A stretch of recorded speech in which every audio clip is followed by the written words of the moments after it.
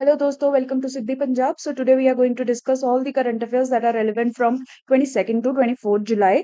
ਠੀਕ ਹੈ ਜੀ, ਇੱਥੇ ਆਪਾਂ ਸਾਰੇ ਸਿਵਲ ਸਰਵਿਸਿਜ਼ ਲਈ ਇੰਪੋਰਟੈਂਟ ਜਿਹੜੇ ਕਰੰਟ ਅਫੇਅਰਸ ਆ ਉਹ ਡਿਸਕਸ ਕਰਾਂਗੇ। ਅੱਜ ਦੇ ਟੌਪਿਕਸ ਕਾਫੀ ਇੰਪੋਰਟੈਂਟ ਹੈ, ਤਾਂ ਜੁੜੇ ਰਹੋ ਡਿਸਕਸ਼ਨ ਦੇ ਨਾਲ। ਉਸ ਤੋਂ ਪਹਿਲਾਂ ਮੈਂ ਦੱਸ ਦੇਣਾ ਚਾਹੁੰਦੀ ਹਾਂ ਕਿ we are running number of programmes for your benefit mentorship programme, ਜਿਹਨੂੰ ਅਸੀਂ ਕਰਨਾ ਕੈਸੇ ਹੈ ਪ੍ਰੋਗਰਾਮ ਦਾ ਵੀ ਨਾਮ ਦੇ ਰਹੇ ਹਾਂ, because everything how you have to study for the examination, books पढ़ के नोट्स किवें बनाने हैं, उन्होंने रिवाइज किवें करने हैं, आंसर्स किवें लिखने हैं, एसेज किवें लिखने हैं, everything will be discussed in detail. So do check out the details of this program on our website, or you can message us at this number for any further details. We are also running Punjab PCS specific test series for your benefit. You can check out the test series also. And ਸਾਡੇ ਕੋਲ GS courses we have, full GS course we are providing at very minimal cost for the beginners. So ਆਪਦੀ journey ਤੁਸੀਂ ਇਸ course ਨਾਲ ਸ਼ੁਰੂ ਕਰ ਸਕਦੇ ਹੋ। Along with my mentorship, you will always be getting the right direction. So do not hesitate, reach out to us and confirm your seat in the batch. Now let's see the topics ਜਿਹੜੇ ਅੱਜ ਆਪਾਂ discuss ਕਰਾਂਗੇ। ਇਹ 6 topics ਹੈ, very important ਹੈ ਸਾਰੇ topics ਆਪਣੇ mains ਦੇ ਲਈ, ਤਾਂ ਸਾਰੇ ਆਪਾਂ ਅੱਛੇ ਤਰੀਕੇ ਨਾਲ ਡਿਸਕਸ ਕਰਾਂਗੇ। ਪਹਿਲਾਂ ਇੰਡੀਆ ਸ਼੍ਰੀਲੰਕਾ ਨੇ ਇਕਨੋਮਿਕ ਟਾਈਜ਼ ਬੂਸਟ ਕਰਨ ਲਈ ਕਾਫੀ ਪੈਕਟਸ ਐਮਓਯੂਜ਼ ਸਾਈਨ ਕੀਤੇ ਹੈ, ਉਹਨਾਂ ਬਾਰੇ ਦੇਖ ਲਵਾਂਗੇ। ਅੱਛਾ ਕੁਐਸਚਨ ਬਣ ਸਕਦਾ ਹੈ ਤੇ because Sri Lanka is our neighbour, highly likely ਕਿ ਕੁਐਸਚਨ ਆ ਜਾਏ GS2 IR ਦੇ ਵਿੱਚ, ਰਾਈਟ। ਉਸ ਤੋਂ ਬਾਅਦ ਹੀਟ ਵੇਵਸ ਕਾਫੀ ਵੱਡਾ ਡਿਜ਼ਾਸਟਰ ਕਾਈਂਡ ਆਫ ਇਵੈਂਟ ਬਣਦੇ ਜਾ ਰਹੇ ਨੇ। ਹਰ ਸਾਲ ਕਾਫੀ ਡੈਥਸ ਹੀਟ ਵੇਵਸ ਕਰਕੇ ਰਿਪੋਰਟ ਕੀਤੀਆਂ ਜਾਂਦੀਆਂ ਹੈ, ਤਾਂ ਇਹ ਤੇ ਜਿਹੜਾ ਨਵਾਂ ਡਾਟਾ ਆਇਆ ਹੈ that we can use in our answer, so we will see that. ਉਸ ਤੋਂ ਬਾਅਦ ਮਨੀਪੁਰ ਚ ਵਾਇਲੈਂਸ ਕਾਫੀ ਦੇਰ ਦੀ ਚੱਲ ਰਹੀ ਹੈ and I haven't discussed it much because ਇਹੀ ਸੀ ਕਿ ਇਸ ਚ ਕਾਫੀ ਡਿਵੈਲਪਮੈਂਟਸ ਹੋ ਰਹੀਆਂ ਸੀ। ਤੇ ਅੱਜ ਬੇਸਿਕ ਆਰਟੀਕਲ ਆਇਆ ਹੈ ਕਿ ਇਹ ਇਸ਼ੂ ਹੈ ਕਿਆ, ਟ੍ਰਾਈਬਸ ਦਾ ਕਿਉਂ ਲੜ ਰਹੀਆਂ ਨੇ, ਕਿਉਂ ਮਨੀਪੁਰ ਚ ਇੰਨੀ ਵਾਇਲੈਂਸ ਹੈ, ਤਾਂ ਆਪਾਂ ਬੇਸਿਕਸ ਦੇਖ ਲਵਾਂਗੇ। That is only thing that is important for us. हर रोज जो वायलेंस हो रही है ਜਾਂ ਪੋਲੀਟੀਕਲ ਸਟੇਟਮੈਂਟਸ ਹੋ ਰਹੀਆਂ ਉਹ ਸਾਡੇ ਲਈ ਇੰਪੋਰਟੈਂਟ ਨਹੀਂ ਹੈ, ਠੀਕ ਹੈ ਜੀ। ਉਸ ਤੋਂ ਬਾਅਦ ਇਕੋ ਟੂਰਿਜ਼ਮ ਪੰਜਾਬ ਗਵਰਨਮੈਂਟ ਪੁਸ਼ ਕਰਨਾ ਚਾਹ ਰਹੀ ਹੈ। ਇਕੋ ਟੂਰਿਜ਼ਮ ਬਹੁਤ ਇੰਪੋਰਟੈਂਟ ਟੌਪਿਕ ਹੈ, ਪੀਪੀਐਸਸੀ ਨੇ ਆਲਰੇਡੀ ਕੁਐਸਚਨ ਪੁੱਛ ਰੱਖਿਆ ਹੈ ਇਸ ਵਿੱਚ, ਸੋ ਸਾਨੂੰ ਇਹ ਪ੍ਰਿਪੇਅਰ ਕਰਨਾ ਜ਼ਰੂਰੀ ਹੈ GS4 ਦੇ ਲਈ। ਤਾਂ ਇਹ ਤੇ ਨਵੀਂ ਡਿਵੈਲਪਮੈਂਟ ਕਿਆ ਹੈ, we will see that. Then judicial pendency cases ਕਿਵੇਂ ਇੰਡੀਆ ਦੇ ਵਿੱਚ ਬਹੁਤ ਸਾਰੇ ਪੈਂਡਿੰਗ ਰਹਿੰਦੇ ਨੇ, ਇਹ ਤੇ ਡਾਟਾ ਐਂਡ ਬਹੁਤ ਅੱਛੇ ਪੁਆਇੰਟਸ ਆਏ ਹੈ, ਇਹਨੂੰ ਦੇਖਾਂਗੇ। And then polluted rivers of India ਤੇ ਵੀ ਡਾਟਾ ਆਇਆ ਹੈ ਨਵਾਂ, we will write and keep it with us, ਠੀਕ ਹੈ ਜੀ। ਅੱਗੇ ਵਧਣ ਤੋਂ ਪਹਿਲਾਂ ਜਿਹੜੇ ਬੱਚੇ ਸਿਵਲ ਸਰਵਿਸਿਜ਼ ਦੀ ਤਿਆਰੀ ਕਰ ਰਹੇ ਆ, like and share and subscribe our channel and share this channel with ਦੋਸ people, ਠੀਕ ਹੈ ਜੀ। ਜਿੰਨਾ ਸਾਨੂੰ ਸਾਥ ਦਓਗੇ ਸਾਡਾ, ਅਸੀਂ ਤੁਹਾਨੂੰ ਬੈਟਰ ਕੁਆਲਿਟੀ ਕੰਟੈਂਟ ਜਿਹੜਾ ਹੈ ਹਰ ਰੋਜ਼ ਪ੍ਰੋਵਾਈਡ ਕਰ ਸਕਾਂਗੇ, right. Let's start with the first topic. India Sri Lanka unveil plan to boost economic ties. So India Sri Lanka ਨੇ recently ਕੁਝ economic agreements pacts sign ਕੀਤੇ ਹੈ ਜਿਹੜੇ ਕਿ ਆਪਣੇ ਲਈ ਬਹੁਤ important ਬਣ ਜਾਂਦੇ ਹੈ। ਸਭ ਤੋਂ ਪਹਿਲਾਂ the thing that we have to note is ਦੋਨੋਂ ਕੰਟਰੀਜ਼ ਨੇ 25 year economic partnership vision document sign ਕੀਤਾ ਹੈ। ਕਹਿਣ ਦਾ ਮਤਲਬ ਕਿਆ ਹੈ ਕਿ ਅਗਲੇ 25 ਸਾਲ ਜਿਹੜੇ ਆਣਗੇ ਉਸ ਚ ਦੋਨੋਂ ਕੰਟਰੀਜ਼ ਇਕਨੋਮਿਕ ਸੈਕਟਰ ਚ ਕਿਵੇਂ ਇੱਕ ਦੂਸਰੇ ਦਾ ਸਾਥ ਦੇਣਗੀਆਂ, ਅੱਗੇ ਵਧਣਗੀਆਂ, ਉਸ ਤੇ ਇਹ ਇੱਕ ਪੂਰਾ ਰੋਡ ਮੈਪ ਜਿਹੜਾ ਹੈ ਦੋਨੋਂ ਕੰਟਰੀਜ਼ ਨੇ ਵਿਜ਼ਨ ਡਾਕੂਮੈਂਟ ਜਿਹੜਾ ਹੈ ਸਾਈਨ ਕੀਤਾ ਹੈ ਕਿ ਅੱਗੇ ਚੱਲ ਕੇ ਸਾਡੇ ਕੋਆਪਰੇਸ਼ਨ ਦੀ ਕਿਆ ਸੋਚ ਹੈ, ਠੀਕ ਹੈ ਜੀ। ਇਸ ਚ 3 ਬੇਸਿਕ ਏਰੀਆਜ਼ ਤੇ ਕਾਫੀ ਫੋਕਸ ਕਰ ਰਹੀ ਹੈ ਦੋਨੋਂ ਕੰਟਰੀਜ਼। ਫਰਸਟ ਹੈ, ਦੋਨੋਂ countries will try to connect their electricity grids, ਠੀਕ ਹੈ। ਦੇਖੋ ਆਪਾਂ ਨੇਬਰਿੰਗ ਸਟੇਟਸ ਹੀ ਹੈ, ਜ਼ਿਆਦਾ ਡਿਫਰੈਂਸ ਹੈ ਨਹੀਂ ਆਪਣਾ ਸ਼੍ਰੀਲੰਕਾ ਤੋਂ, ਤਾਂ ਇਲੈਕਟ੍ਰਿਸਿਟੀ ਆਪਾਂ ਉਹਨਾਂ ਨੂੰ ਵੇਚ ਵੀ ਸਕੀਏ, ਉਹਨਾਂ ਤੋਂ ਵੀ ਖਰੀਦ ਸਕੀਏ, ਸ਼੍ਰੀਲੰਕਾ ਨੂੰ ਵੇਚਣ ਦਾ ਮੌਕਾ ਮਿਲੇ, ਖਰੀਦਣ ਦਾ ਵੀ ਮੌਕਾ ਮਿਲੇ ਵੈਨਐਵਰ ਰਿਕੁਆਇਰਡ, ਤਾਂ ਇਸੇ ਲਈ ਇਲੈਕਟ੍ਰਿਸਿਟੀਜ਼ ਨੂੰ ਕਨੈਕਟ ਕਰਨ ਤੇ ਫੋਕਸ ਕੀਤਾ ਜਾਏਗਾ। ਸੈਕਿੰਡ, ਫਿਊਲ ਦੇ ਸੈਕਟਰ ਵਿੱਚ ਪੈਟਰੋਲੀਅਮ ਪਾਈਪਲਾਈਨ ਲੇ ਕਰਨ ਤੇ ਵੀ ਦੋਨੋਂ ਕੰਟਰੀਜ਼ ਅੱਗੇ ਕੋਆਪਰੇਟ ਕਰਨਗੀਆਂ। And finally and most importantly ਦੋਨੋਂ ਕੰਟਰੀਜ਼ ਲੈਂਡ ਬ੍ਰਿਜ ਕ੍ਰੀਏਟ ਕਰਨ ਤੇ ਫੋਕਸ ਕਰਨਗੀਆਂ, ਠੀਕ ਹੈ। ਇੰਡੀਆ ਤੇ ਸ਼੍ਰੀਲੰਕਾ ਦਾ ਤੁਸੀਂ ਦੇਖੋ ਕਿ ਡਿਸਟੈਂਸ ਜਿਹੜਾ ਹੈ ਬਹੁਤਾ ਜ਼ਿਆਦਾ ਨਹੀਂ ਹੈ, right. Narrow water channel you can say separates the two countries. ਅਗਰ ਆਪਾਂ ਇਹਨਾਂ ਦੋ ਕੰਟਰੀਜ਼ ਨੂੰ ਕਨੈਕਟ ਕਰ ਪਾਈਏ through various means, it will give boost to the economy of both the countries. Jobs ਇਕੱਠੀਆਂ ਹੋਣਗੀਆਂ ਕੰਟਰੀਜ਼ ਦੇ ਵਿੱਚ, ਓਪਰਚੁਨਿਟੀਜ਼ ਵਧਣਗੀਆਂ, ਲੋਕਾਂ ਦੀ ਗਰੋਥ ਹੋਏਗੀ, ਸੋਸ਼ਲ ਗਰੋਥ ਦੀ ਜਿਹੜੀ ਆਪਾਂ ਗੱਲ ਕਰਦੇ ਆ ਉਹ ਹੋਏਗੀ, right. People to people contacts ਵਧਣਗੇ। ਆਲਸੋ ਸਾਡੀ ਬਹੁਤ ਸਾਰੀ ਹੈਰੀਟੇਜ ਹੈ, ਤਮਿਲ ਇੱਥੇ ਵੀ ਰਹਿੰਦੇ ਨੇ ਤੇ ਸ਼੍ਰੀਲੰਕਾ ਚ ਵੀ ਰਹਿੰਦੇ ਨੇ, ਤਾਂ ਪੀਪਲ ਟੂ ਪੀਪਲ ਕੰਟੈਕਟਸ ਵੀ ਕਾਫੀ ਸਟਰੈਂਥਨ ਹੋਣਗੇ, ਦੋਨੋਂ ਕੰਟਰੀਜ਼ ਦੇ ਜਿਹੜੇ ਲਿੰਕਸ ਹੈ ਉਹ ਹੋਰ ਸਟਰੋਂਗ ਹੋਣਗੇ। ਠੀਕ ਹੈ, so that is why this step is very significant. ਤੇ ਇਸੇ ਵਿਜ਼ਨ ਨੂੰ ਸੱਚ ਕਰਨ ਲਈ ਕਾਫੀ ਸਾਰੇ ਪੈਕਟਸ ਜਿਹੜੇ ਐਕਚੁਅਲੀ ਸਾਈਨ ਵੀ ਕੀਤੇ ਗਏ ਆ ਇਸ ਵਿਜ਼ਿਟ ਦੇ ਦੌਰਾਨ। ਉਹਨਾਂ ਪੈਕਟਸ ਨੂੰ ਦੋ ਏਰੀਆਜ਼ 'ਚ ਆਪਾਂ ਡਿਵਾਈਡ ਕਰ ਲੈਂਦੇ ਹਾਂ, એનર્ਜੀ ਤੇ ਇਕੋਨੋਮੀ ਦੇ ਸੈਕਟਰ ਵਿੱਚ। ਠੀਕ ਹੈ ਜੀ, ਪਹਿਲਾ ਪੈਕਟ ਜਿਹੜਾ ਸਾਈਨ ਕੀਤਾ ਗਿਆ ਹੈ ਕਿ ਦੋਨੋਂ ਕੰਟਰੀਜ਼ ਰਿਨਿਊਏਬਲ એનર્ਜੀ ਦੇ ਫੀਲਡ ਵਿੱਚ ਕੋਆਪਰੇਟ ਕਰਨ ਦੀ ਕੋਸ਼ਿਸ਼ ਕਰਨਗੀਆਂ। Different type of renewable energy, solar ਹੋ ਗਿਆ, ਵਿੰਡ ਹੋ ਗਿਆ, ऑफशोर विंड एनर्जी होगी, क्योंकि दोनों ही वाटर ਨਾਲ ਰਿਲੇਟਡ ਕੰਟਰੀਜ਼ ਹੈ। ਇੰਡੀਆ ਦਾ ਪੈਨੀਸੂਲਰ ਪਾਰਟ ਤੇ ਸ਼੍ਰੀਲੰਕਾ ਦਾ ਪੂਰਾ ਆਈਲੈਂਡ ਨੇਸ਼ਨ ਹੀ ਹੈ, ਤਾਂ ਉਸ ਨੂੰ ਵੀ ਇਹ ਯੂਜ਼ ਕਰ ਸਕਦੇ ਹੈ। ਠੀਕ ਹੈ ਜੀ, ਉਸ ਤੋਂ ਬਾਅਦ already India Sampur solar power project ਬਣਾਉਣ 'ਚ ਸ਼੍ਰੀਲੰਕਾ ਦੀ ਅਸਿਸਟੈਂਸ ਦੇ ਰਿਹਾ ਹੈ, ਤਾਂ ਇਹਨੂੰ ਵੀ ਅੱਛੇ ਤਰੀਕੇ ਨਾਲ ਇੰਪਲੀਮੈਂਟ ਕੀਤਾ ਜਾਏਗਾ। ਇਹਦੇ ਲਈ ਪਰਮਿਟਸ ਵਗੈਰਾ ਲੈ ਲਿੱਤੇ ਗਏ ਨੇ, ਤੇ ਇਹਨੂੰ 100 ਮੈਗਾਵਾਟ ਇਲੈਕਟ੍ਰਿਸਿਟੀ ਪ੍ਰੋਡਿਊਸ ਕਰਨ ਲਈ ਇੰਡੀਆ ਸ਼੍ਰੀਲੰਕਾ ਦੀ ਹੈਲਪ ਕਰੇਗਾ ਥਰੂ ਦਿਸ ਪ੍ਰੋਜੈਕਟ। ਠੀਕ ਹੈ ਜੀ, ਉਸ ਤੋਂ ਬਾਅਦ ਤ੍ਰਿੰਕੋਮਾਲੀ ਇੱਕ ਇੰਪੋਰਟੈਂਟ ਸਿਟੀ ਹੈ, ਪੋਰਟ ਸਿਟੀ ਹੈ ਸ਼੍ਰੀਲੰਕਾ ਦੀ। ਤਾਂ ਇਸ ਸਿਟੀ ਨੂੰ as an energy as well as economic hub ਬਣਾਉਣ ਲਈ ਦੋਨੋਂ ਕੰਟਰੀਜ਼ ਕੋਆਪਰੇਟ ਕਰਨਗੀਆਂ। ਠੀਕ ਹੈ, ਇਕਨੋਮਿਕ ਹੱਬ ਕਿਵੇਂ ਬਣ ਸਕਦਾ ਹੈ? ਡਿਫਰੈਂਟ ਇਕਨੋਮਿਕ ਐਕਟੀਵਿਟੀਜ਼ ਉੱਤੇ ਸਟਾਰਟ ਕਰ ਦੋ, ਜਿਵੇਂ ਕਿ ਪੋਰਟਸ ਅਗਰ ਹੋਣਗੇ ਤਾਂ ਸ਼ਿਪ ਜਿਹੜੀ ਆ ਆਉਂਦੀਆਂ ਜਾਂਦੀਆਂ ਰਹਿਣਗੀਆਂ, ਜੌਬਸ ਕ੍ਰੀਏਟ ਹੋਣਗੀਆਂ। ਮਾਲ ਨੂੰ ਉਤਾਰਨ ਵਾਲਾ ਤੁਹਾਨੂੰ ਚਾਹੀਦਾ ਹੈ, ਉਹਨਾਂ ਸ਼ਿਪਸ ਨੂੰ ਕੋਆਰਡੀਨੇਟ ਕਰਨ ਲਈ ਹਾਈ ਲੈਵਲ ਸਕਿੱਲਡ ਜੌਬਸ ਵੀ ਚਾਹੀਦੀਆਂ ਨੇ, ਰਿਪੇਅਰ ਮੇਨਟੇਨੈਂਸ ਜੌਬਸ ਵੀ ਚਾਹੀਦੀਆਂ ਹੋਣਗੀਆਂ, ਸਟੋਰੇਜ ਵੇਅਰ ਹਾਊਸਿੰਗ ਜੌਬਸ ਚਾਹੀਦੀਆਂ ਹੈ, ਲੌਜਿਸਟਿਕ ਫੈਸਿਲਿਟੀਜ਼, ਸਮਾਨ ਨੂੰ ਇੱਕ ਜਗ੍ਹਾ ਤੋਂ ਸ਼ਿਪਸ ਤੋਂ ਪੋਰਟਸ ਤੋਂ ਅੱਗੇ ਸਿਟੀਜ਼ ਸੈਂਟਰਸ 'ਚ ਲੈ ਕੇ ਜਾਣਾ, ਰਾਈਟ। ਸੋ ਇੱਕ ਚੀਜ਼ ਅਗਰ ਡਿਵੈਲਪ ਹੋਣ ਲੱਗਦੀ ਹੈ, then there are number of other related industries that start getting developed। ਤਾਂ ਇੱਥੇ ਵੀ ਤ੍ਰਿੰਕੋਮਾਲੀ ਇੱਕ ਜਿਹੜਾ ਜਗ੍ਹਾ ਹੈ ਸ਼੍ਰੀਲੰਕਾ ਦੀ ਸਿਟੀ ਹੈ, ਇਹਨੂੰ as a hub, energy and economic hub create ਕੀਤਾ ਜਾਏਗਾ। ਠੀਕ ਹੈ ਜੀ, ਉਸ ਤੋਂ ਬਾਅਦ ਐਨੀਮਲ ਹਸਬੈਂਡਰੀ ਤੇ ਡੇਅਰਿੰਗ ਦੇ ਸੈਕਟਰ 'ਚ ਦੋਨੋਂ ਕੰਟਰੀਜ਼ ਨੇ ਪੈਕਟ ਕੀਤਾ ਹੈ ਟੂ ਕੋਆਪਰੇਟ, ਰਾਈਟ। ਉਸ ਤੋਂ ਬਾਅਦ ਵੈਰੀ ਇੰਪੋਰਟੈਂਟ, ਇੰਡੀਅਨ ਕਰੰਸੀ ਵਿੱਚ ਟ੍ਰੇਡ ਸੈਟਲਮੈਂਟਸ ਕਰਨ ਤੇ ਪੈਕਟ ਕੀਤਾ ਗਿਆ ਹੈ। ਠੀਕ ਹੈ ਜੀ, ਇਹ ਬਹੁਤ ਹੀ ਇੰਪੋਰਟੈਂਟ ਡਿਵੈਲਪਮੈਂਟ ਹੈ, ਕਿਉਂਕਿ ਆਪਾਂ ਇੱਕ ਦੋ ਦਿਨ ਪਹਿਲਾਂ ਹੀ ਜਿਹੜੀ ਡਿਸਕਸ਼ਨ ਕੀਤੀ ਸੀ ਉਸ 'ਚ ਦੇਖਿਆ ਸੀ ਕਿ UAE ਨਾਲ ਵੀ ਇੰਡੀਆ ਦਾ ਪੈਕਟ ਹੋਇਆ ਕਿ ਉਹ ਲੋਕਲ ਕਰੰਸੀਜ਼ 'ਚ ਆਪਦੀ ਟ੍ਰੇਡ ਸੈਟਲਮੈਂਟ ਕਰਨਗੇ, ਰਾਈਟ। ਹੁਣ ਜਿਵੇਂ ਜਿਵੇਂ ਇਹ ਲੋਕਲ ਕਰੰਸੀਜ਼ ਦਾ ਟ੍ਰੈਂਡ ਵੱਧਦਾ ਜਾ ਰਿਹਾ ਹੈ, this is very good development, ਕਿਉਂਕਿ ਸਾਡੀ ਡਾਲਰ ਡਿਪੈਂਡੈਂਸੀ ਜਿਹੜੀ ਹੈ ਕਾਫੀ ਘੱਟ ਰਹੀ ਜਾਏਗੀ, ਰਾਈਟ। ਡਾਲਰ ਦੇ ਕਰਕੇ ਸਾਨੂੰ ਕਾਫੀ ਜ਼ਿਆਦਾ ਨੁਕਸਾਨ ਹੁੰਦਾ, ਸਾਡੀਆਂ ਖੁਦ ਦੀਆਂ ਕਰੰਸੀਆਂ ਇੰਨੀਆਂ ਬਣ ਨਹੀਂ ਪਾਉਂਦੀਆਂ ਤੇ ਅਸੀਂ ਡਾਲਰ ਤੇ ਡਿਪੈਂਡ ਕਰਦੇ ਹਾਂ। This will help in strengthening Indian currency, ਤੇ ਫਿਊਚਰ 'ਚ ਇੰਡੀਆ ਦੀ ਕਰੰਸੀ ਨੂੰ ਇੰਟਰਨੈਸ਼ਨਲ ਕਰੰਸੀ ਜਿਵੇਂ ਡਾਲਰ ਹੈ, ਹੁਣ ਪੌਂਡ ਹੈ, ਯੂਰੋ ਹੈ, ਇਸ ਤਰੀਕੇ ਦਾ ਖਿਤਾਬ ਵੀ ਮਿਲ ਸਕਦਾ ਹੈ ਅਗਰ ਇੰਡੀਆ ਸਟੇਬਲੀ ਆਪਦੀ ਕਰੰਸੀ ਨੂੰ ਮੈਨੇਜ ਕਰਕੇ ਰੱਖਦਾ ਹੈ, ਡੀਮੋਨੇਟਾਈਜੇਸ਼ਨ ਜਿਹੇ ਸਟੈਪਸ ਹੋਰ ਨਹੀਂ ਲੈ ਕੇ ਆਉਂਦਾ, then Indian currency, Indian rupee, INR can also become a global international currency, right? So this is one significant step। ਠੀਕ ਹੈ ਜੀ, ਉਸ ਤੋਂ ਬਾਅਦ NPCI ਲੰਕਾ ਪੇ। ਠੀਕ ਹੈ, ਸਾਡੀ ਜਿਹੜੀ UPI ਕੰਪਨੀ ਹੈ, national payments cooperation India limited, ਇਹਦਾ ਤੇ ਲੰਕਾ ਪੇ ਦੀ ਸ਼੍ਰੀਲੰਕਾ ਦੀ ਸਿਮਿਲਰ ਲੈਵਲ ਦੀ ਕੰਪਨੀ ਹੈ, ਉਹਨਾਂ 'ਚ ਅਗਰੀਮੈਂਟ ਹੋਇਆ ਹੈ ਤਾਂ ਕਿ UPI ਦੇ ਥਰੂ ਕ੍ਰਾਸ ਕੰਟਰੀ ਪੇਮੈਂਟਸ ਵਗੈਰਾ ਹੋ ਸਕਣ, right. This will again make trade settling payments वगैरह very easy across the borders। ठीक है, सो काफी significant facts है, आप देखो लिख के रखो। इंडिया श्रीलंका ते कोई भी क्वेश्चन आए, you can use this whenever you have to comment on India Sri Lanka relations, right? That is the first news। second news देखते हैं, basically डाटा आया है, हीट वेव ਜਿਹੜੀ ਹੈ ਕਾਫੀ इंपॉर्टेंट डिजास्टर एलिमेंट है। GS1 geography ਚ ਵੀ ਇਹ ਤੇ क्वेश्चन आ सकता है, ਐਂਡ ਦੈਨ ਇਨਵਾਇਰਮੈਂਟ ਦੇ ਏਰੀਆ ਵਿੱਚ ਵੀ ਕੁਐਸਚਨ ਆ ਸਕਦਾ ਹੈ, ਤੇ ਕਲਾਈਮੇਟ ਚੇਂਜ ਦੇ ਐਸੇਸ 'ਚ ਵੀ ਤੁਸੀਂ ਇਹਨੂੰ ਯੂਜ਼ ਕਰ ਸਕਦੇ ਹੋ, ਰਾਈਟ।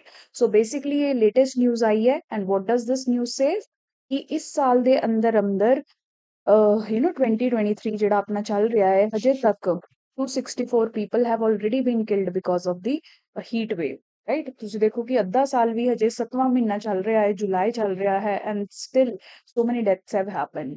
ਠੀਕ ਹੈ, ਅਗਰ ਡੇਟਾ ਨੂੰ ਹੋਰ ਐਨਾਲਾਈਜ਼ ਕਰੋ ਤਾਂ ਇਹ ਵੀ ਪਤਾ ਚੱਲਦਾ ਹੈ ਕਿ ਪਿਛਲੇ 5 ਸਾਲਾਂ ਦੇ ਵਿੱਚ ਸਭ ਤੋਂ ਹਾਈਐਸਟ ਫੈਟੈਲਿਟੀਜ਼ ਹੋਈਆਂ ਹੈ ਹੀਟ ਵੇਵ ਦੇ ਕਰਕੇ।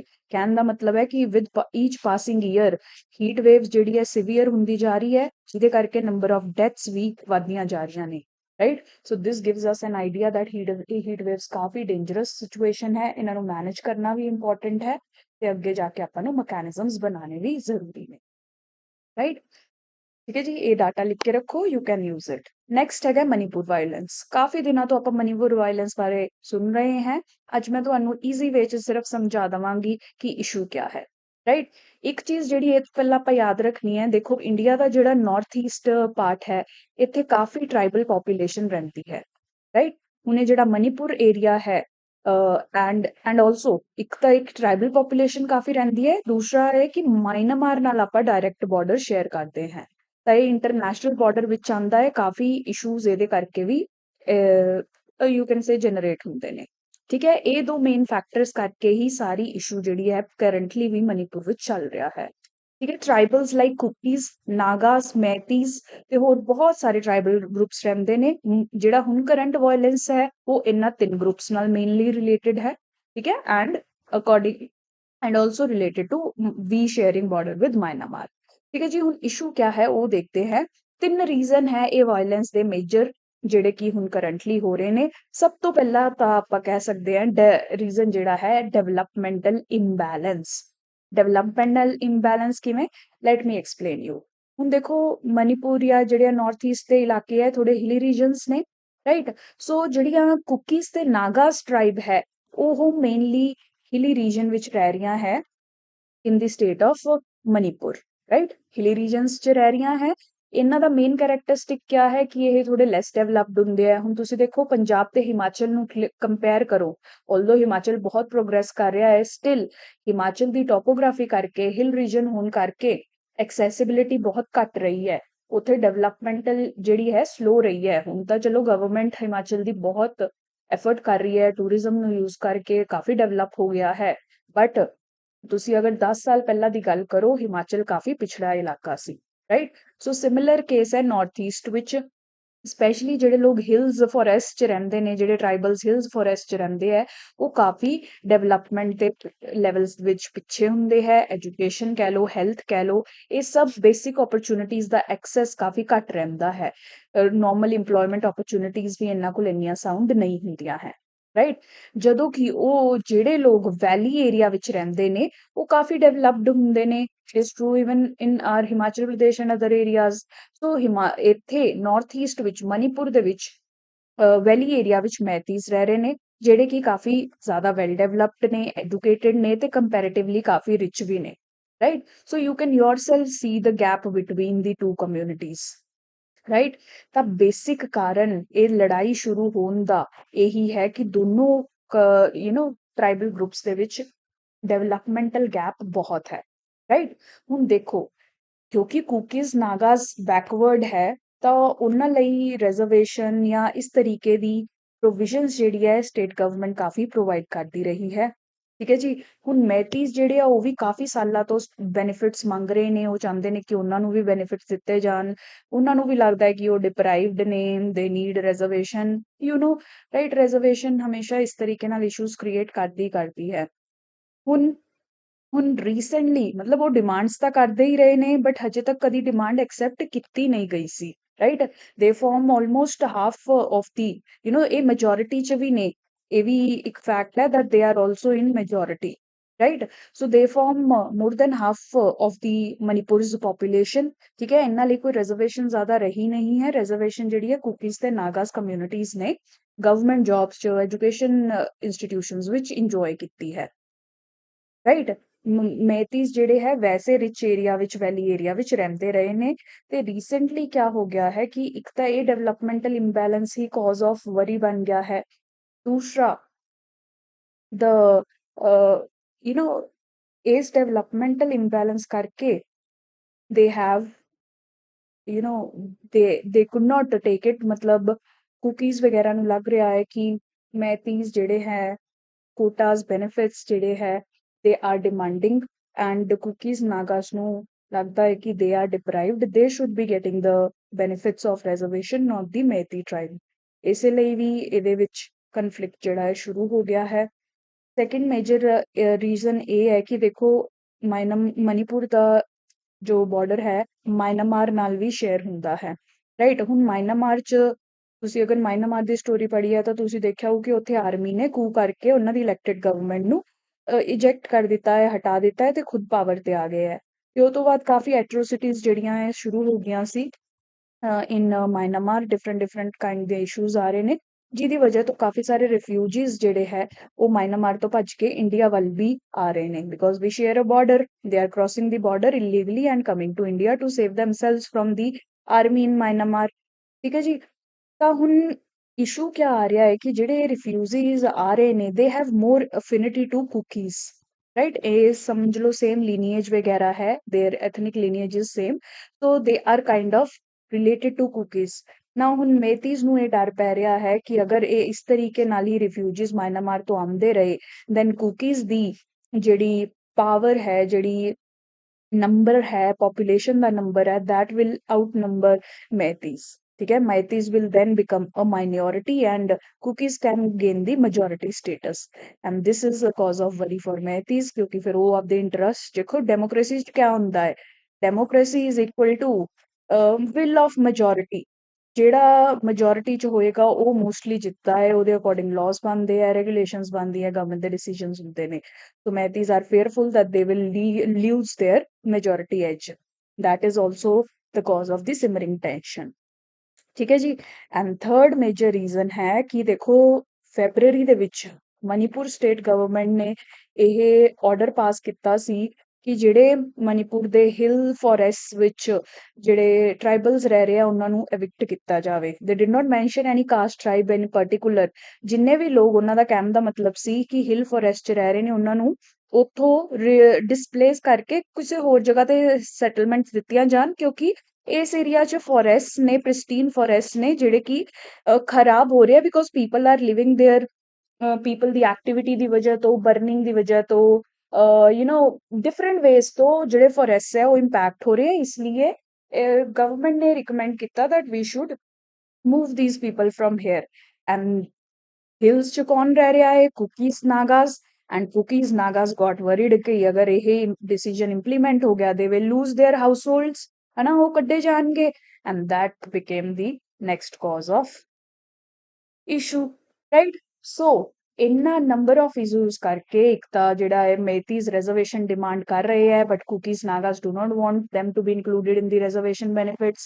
ਸੈਕੰਡਲੀ ਰਿਫਿਊਜੀਜ਼ ਆ ਰਹੇ ਨੇ ਜਿਹੜਾ ਕਿ ਮੈਜੋਰਿਟੀ ਬਣਾ ਸਕਦੇ ਆ ਕੁਕੀਜ਼ ਨੂੰ, this is not liked by ਮੇਤੀਜ਼।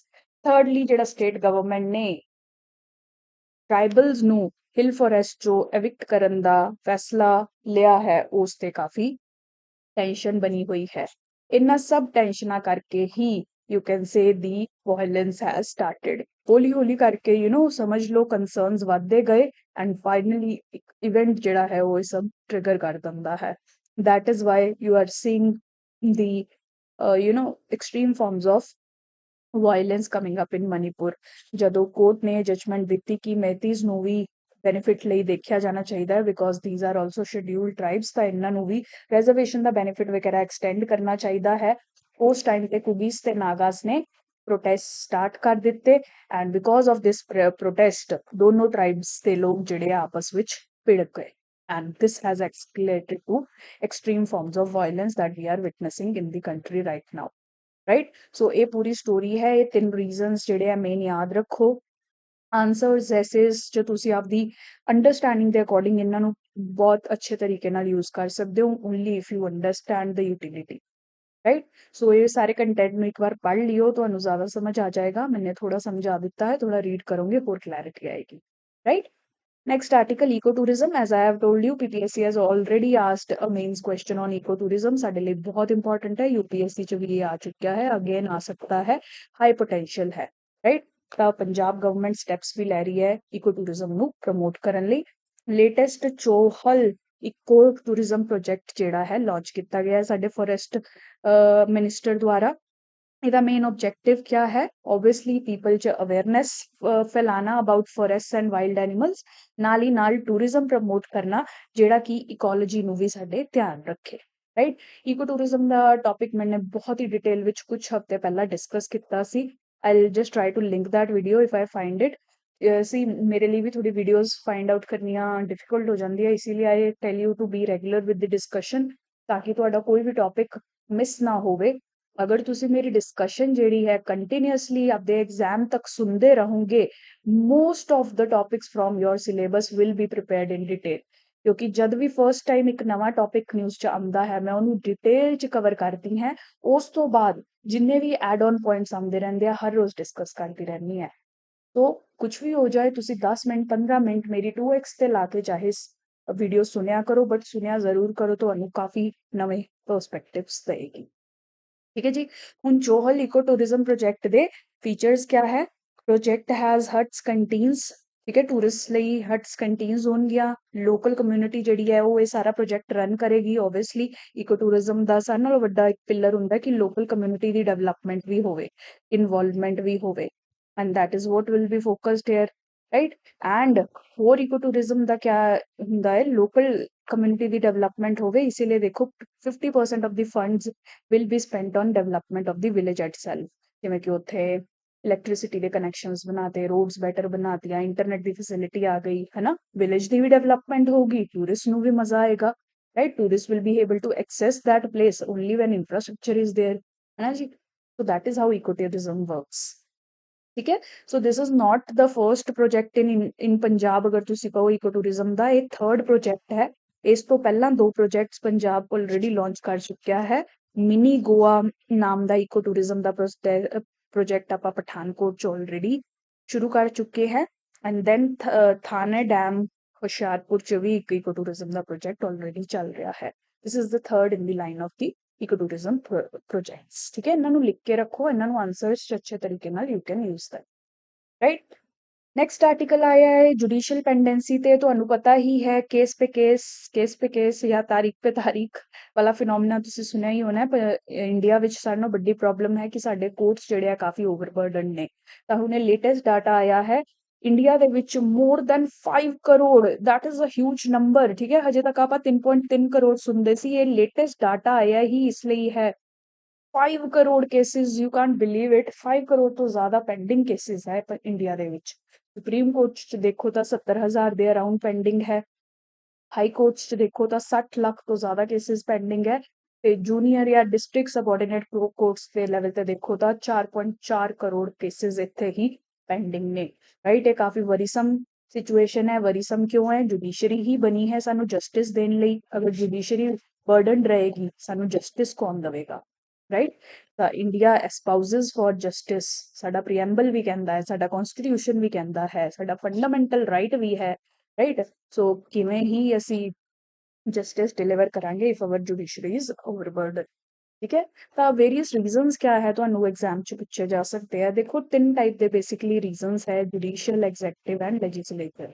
Legislature the reason ਕਿਆ ਹੈ ਕਿ ਆਪਣੇ ਕੋਲ ਲਾਜ਼ ਹੀ ਇੰਨੇ ਹੈ, ਇੰਨੇ ਕਨਫਲਿਕਟਿੰਗ ਲਾਜ਼ ਹੈ, ਉਹਨਾਂ ਨੂੰ ਇੰਟਰਪ੍ਰੇਟ ਕਰਨਾ, ਉਹਨਾਂ ਤੇ ਜਜਮੈਂਟ ਦੇਣਾ ਕਾਫੀ ਡਿਫਿਕਲਟ ਬਣ ਜਾਂਦਾ ਹੈ। ਵੀ ਹੈਵ ਮੇਜ਼ ਆਫ ਮਲਟੀਪਲਿਸਿਟੀ ਆਫ ਲਾਜ਼।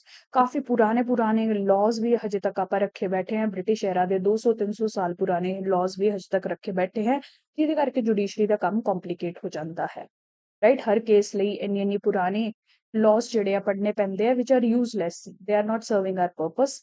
ਸੋ ਇਹਨਾਂ ਕਰਕੇ ਫਰਸਟਲੀ ਆਪਣੇ ਜੁਡੀਸ਼ਰੀ ਦੀ ਪੈਂਡੈਂਸੀ ਵੱਧ ਰਹੀ ਹੈ। ਠੀਕ ਹੈ ਜੀ। ਉਸ ਤੋਂ ਬਾਅਦ ਜੱਜ ਦੇ ਸਾਹਮਣੇ ਕੇਸ ਪ੍ਰੈਜ਼ੈਂਟ ਕਰਨਾ, ਸਾਰੇ ਸਬੂਤ ਪ੍ਰੈਜ਼ੈਂਟ ਕਰਨਾ ਕਿ ਵਿਕਟਿਮ ਅਗਰ ਹੈ ਤਾਂ ਉਹ ਵਿਕਟਿਮ ਕਿਵੇਂ ਹੈ, ਜਿਹੜਾ ਦੋਸ਼ੀ ਆ ਉਹ ਦੋਸ਼ੀ ਕਿਉਂ ਹੈ, ਇਹ ਪੁਲਿਸ ਦਾ ਕੰਮ ਹੈ। ਹੁਣ ਅਗਰ ਪੁਲਿਸ ਹੀ ਇਨਵੈਸਟੀਗੇਸ਼ਨ ਸਲੋ ਕਰੇਗੀ, ਪ੍ਰੋਸੀਕਿਊਸ਼ਨ ਸਲੋ ਕਰੇਗੀ, ਜੁਡੀਸ਼ਰੀ ਵੀ क्या कर पाएगी। जुडिशरी ने तो फैक्ट्स सुनने हैं। ठीक है, इंडिया च एडवर्सरियल मैथड है जुडिशियल जजमेंट्स का। दो जाने खड़े होकर केस प्रेजेंट करते आपदा, जुडिशरी फाइनली डिसाइड करती है who is right who is wrong. ठीक है, तो ये पुलिस ਨੂੰ ਆਪਦਾ ਕੰਮ ਕਰਨਾ, ਸਵਿਫਟਲੀ ਕੰਮ ਕਰਨਾ ਬਹੁਤ ਜ਼ਰੂਰੀ ਹੈ, ਜਿਹੜਾ ਕਿ ਇੰਡੀਆ 'ਚ ਨਹੀਂ ਹੋ ਰਿਹਾ ਹੈ। Police is also overburdened, corrupt also, slow investigation, infrastructure ही नहीं है पुलिस को, इन्वेस्टिगेशन का इन्वेस्टिगेटर्स ही नहीं है। तो इसीलिए that becomes the second cause of high pendency, right. ਹੁਣ ਇੰਨਾ ਸਭ ਤੋਂ ਵੀ ਜ਼ਿਆਦਾ ਇੰਪੋਰਟੈਂਟ ਜੁਡੀਸ਼ਰੀ 'ਚ ਹੀ ਇੰਨੇ ਇਸ਼ੂਜ਼ ਹੈ ਜਿਹਦੇ ਕਰਕੇ ਪੈਂਡੈਂਸੀ ਜ਼ਿਆਦਾ ਹੈ। ਸਭ ਤੋਂ ਵੱਡਾ ਇਸ਼ੂ ਤਾਂ ਨੰਬਰ ਆਫ ਜੱਜਿਸ ਤੇ ਹੀ ਹੈ।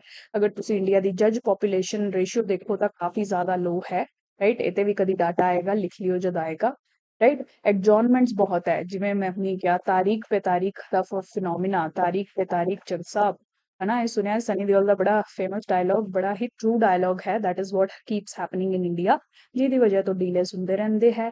ਕੇਸ ਮੈਨੇਜਮੈਂਟ ਵੀ ਬਹੁਤ ਪੂਅਰ ਹੈ, ਤੁਸੀਂ ਦੇਖੋ ਪੂਰਾ ਦੁਨੀਆ ਡਿਜੀਟਾਈਜ਼ ਹੁੰਦੀ ਰਹੀ ਜਾ ਰਹੀ ਹੈ, ਬਟ ਆਪਣੇ ਕੋਰਟਸ ਦੇਖੀਏ ਡਿਜੀਟਾਈਜ਼ੇਸ਼ਨ ਹਜੇ ਕਾਫੀ ਸਲੋ ਹੈ, ਹਜੇ ਵੀ ਫਾਈਲਾਂ 'ਚ ਕੰਮ ਹੁੰਦੇ ਨੇ, ਜਿਹਦੇ ਕਰਕੇ ਇੱਕ ਕੇਸ ਨੂੰ ਸੋਲਵ ਕਰਨਾ ਜਾਂ ਜਿਹੜੇ ਸਿਮਿਲਰ ਟਾਈਪਸ ਦੇ ਕੇਸਿਸ ਆ ਉਹਨੂੰ ਤੁਸੀਂ ਕਲੱਬ ਕਰ ਸਕਦੇ ਹੋ, ਇਨਕਮ ਟੈਕਸ ਦੇ ਅੱਡ, ਲੈਂਡ ਦੇ ਅੱਡ, ਇਸ ਤਰੀਕੇ ਨਾਲ ਕੈਟਾਗਰੀਜ਼ ਬਣਾ ਸਕਦੇ ਹੋ, they will be disposed faster. But ਇਹ ਹਜੇ ਕੇਸ ਮੈਨੇਜਮੈਂਟ ਇੰਡੀਆ ਦੇ ਵਿੱਚ ਉਨੀ ਫਾਸਟ, ਉਨੀ ਸਟਰੋਂਗ, ਉਨੀ ਐਫੀਸ਼ੀਐਂਟ ਨਹੀਂ ਹੈ, right? So these are sum reasons of high pendency, ਦੇਰ ਆਰ ਮੈਨੀ ਮੋਰ ਰੀਜ਼ਨਸ, ਹਜੇ ਇਹ ਲਿਖ ਕੇ ਰੱਖੋ, ਜਿਵੇਂ ਜਿਵੇਂ ਹੋਰ ਆਰਟੀਕਲਸ ਆਉਣਗੇ ਆਪਾਂ ਐਡ ਕਰਦੇ ਰਵਾਂਗੇ, ਰਾਈਟ? ਇਹ ਬਹੁਤ ਹੀ ਅੱਛਾ article C, keep these points with you, right? ਅੱਗੇ ਜਾ ਕੇ ਕਿਆ ਸਹੀ ਕੀਤਾ ਜਾ ਸਕਦਾ ਹੈ, ਨੀਡ ਹੈ ਕਿਆ ਹੈ, ਓਬਵੀਅਸਲੀ ਇਹ ਸਾਰੇ ਇਸ਼ੂਜ਼ ਨੂੰ ਰਿਜ਼ੋਲਵ ਕਰੀਏ, ਮੋਰ ਜੱਜਿਸ ਦੀ ਅਪਾਇੰਟਮੈਂਟ ਜਿਹੜੀ ਹੈ ਫਾਸਟਰ ਹੋਵੇ, ਸੈਂਟਰ ਸਟੇਟ ਗਵਰਨਮੈਂਟਸ ਆਪਦੇ ਲਾਜ਼ ਨੂੰ ਸਟ੍ਰੀਮਲਾਈਨ ਕਰਨ ਤੇ ਐਗਜ਼ੈਕਟਿਵ ਜਿਹੜੀ ਹੈ ਆਪਦੀ ਇਨਵੈਸਟੀਗੇਸ਼ਨ ਨੂੰ ਸਵਿਫਟ ਕਰੇ, ਠੀਕ ਹੈ ਜੀ। ਫਾਈਨਲੀ ਪੋਲਿਊਟਡ ਰਿਵਰਸ ਤੇ ਆਰਟੀਕਲ ਆਇਆ ਹੈ। So actually Centre for Pollution Control Board ਨੇ ਪਾਰਲੀਮੈਂਟ ਵਿੱਚ, ਲੋਕ ਸਭਾ ਵਿੱਚ ਆਪਦੀ ਰਿਪੋਰਟ ਰੱਖੀ ਹੈ। ਦੇ ਸੈਡ ਕਿ ਜਿੰਨੀਆਂ ਉਹਨਾਂ ਨੇ ਰਿਵਰਸ ਮੋਨੀਟਰ ਕੀਤੀਆਂ ਪੂਰੀ ਕੰਟਰੀ ਵਿੱਚ, ਦੈਟ ਇਜ਼ 600 ਦੇ ਅਰਾਊਂਡ ਇਹਨਾਂ ਨੇ ਰਿਵਰਸ ਜਿਹੜੀਆਂ ਮੋਨੀਟਰ ਕੀਤੀਆਂ ਹੈ, ਉਸ ਚੋਂ almost 50% ਜਾਂ 46% of the rivers are polluted, highly polluted. ਤੁਸੀਂ ਦੇਖੋ, ਹਨਾ? ਅਸੀਂ ਇੰਨੇ ਪ੍ਰੋਗਰਾਮਸ, ਨਮਾਮੀ ਗੰਗਾ ਤੇ ਪਤਾ ਨਹੀਂ ਕਿਆ ਕਿਆ ਪ੍ਰੋਗਰਾਮਸ ਗਵਰਨਮੈਂਟ ਨੇ ਲਾਂਚ ਕਰ ਰੱਖੇ ਹੈ, ਸਟਿਲ ਇੰਨੀਆਂ ਰਿਵਰਸ ਸਾਡੀਆਂ ਪੋਲਿਊਟਡ ਹੈ, and that is a very huge cause for concern. ਇਹ ਰਿਵਰ ਸਾਡਾ ਵਾਟਰ ਸੋਰਸ ਹੈ, ਰਿਵਰ ਸਾਡੀ ਟੂਰਿਜ਼ਮ ਦਾ ਸੋਰਸ ਹੈ। ਅਗਰ ਇਹੀ ਸਭ ਗੰਦਾ ਰਹੇਗਾ ਤਾਂ it is going to impact us socially and economically alert. ਲੋਕਾਂ ਦੀ ਹੈਲਥ, ਲੋਕਾਂ ਦੀ ਜੌਬਸ, ਲੋਕਾਂ ਦੇ ਟੂਰਿਜ਼ਮ ਦੇ ਪ੍ਰੋਸਪੈਕਟ ਸਭ ਤੇ ਇੰਪੈਕਟ ਕਰੇਗੀ। ਇਸੇ ਲਈ ਇਹ ਡਾਟਾ ਇੰਪੋਰਟੈਂਟ ਹੈ, ਲਿਖ ਕੇ ਰੱਖੋ, ਵੀ ਕੈਨ ਯੂਜ਼ ਇਟ, ਠੀਕ ਹੈ ਜੀ। ਅੱਗੇ ਜਾ ਕੇ ਜ਼ਰੂਰਤ ਇਹੀ ਹੈ ਕਿ ਨਮਾਮੀ ਗੰਗਾ ਜਿਹੇ ਪ੍ਰੋਜੈਕਟਸ ਨੂੰ ਆਪਾਂ ਅੱਛੇ ਤਰੀਕੇ ਨਾਲ ਇੰਪਲੀਮੈਂਟ ਕਰੀਏ, ਰਾਈਟ? ਛੋਟਾ ਆਰਟੀਕਲ ਹੈ, ਛੋਟੇ ਪੁਆਇੰਟਸ ਨੇ, ਆਪਾਂ ਹੋਰ ਪੁਆਇੰਟਸ ਆਂਦੇ ਹੋਏ ਆਰਟੀਕਲ ਵਿੱਚ ਡਿਸਕਸ ਕਰਦੇ ਰਵਾਂਗੇ, right? That is all for this discussion, I hope this helps you. ਕਾਫੀ ਹੀ ਐਨਰਿਚਿੰਗ ਪੁਆਇੰਟਸ ਨੇ। ਅਗਰ ਤੁਹਾਨੂੰ ਕੋਈ ਵੀ ਇਸ਼ੂ ਹੈ, ਕੋਈ ਵੀ ਡਾਟਾ ਹੈ, ਡਾਊਟ ਹੈ, ਆਈ ਮੀਨ ਡਾਟਾ ਨਹੀਂ, ਕੋਈ ਵੀ ਡਾਊਟ ਹੈ, ਤੁਸੀਂ ਅਫਸਰ ਬਣਨਾ ਚਾਹੁੰਦੇ ਹੋ, just connect to this officer Snigdha Sigla here. So if you want to realize your dream, get connected with me. I'll help you sail through. Thank you so much for joining.